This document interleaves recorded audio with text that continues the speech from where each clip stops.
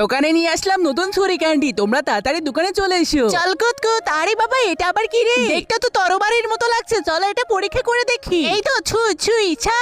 আরে আরে, এটার ভিতর থেকে ক্যান্ডির গন্ধ পাচ্ছি। এর ভিতরে কি ক্যান্ডি আছে নাকি দেখি তো। আরে এর ভিতর তো একটা ক্যান্ডি রয়েছে, এটা বের করতে হবে। উই, এই তো বের করে ফেলেছি। আরে এটা তো দেখতে অসাধারণ, একটু খেয়ে দেখি কেমন লাগে। এই তো আরে বাবা রে, কি হলো রে?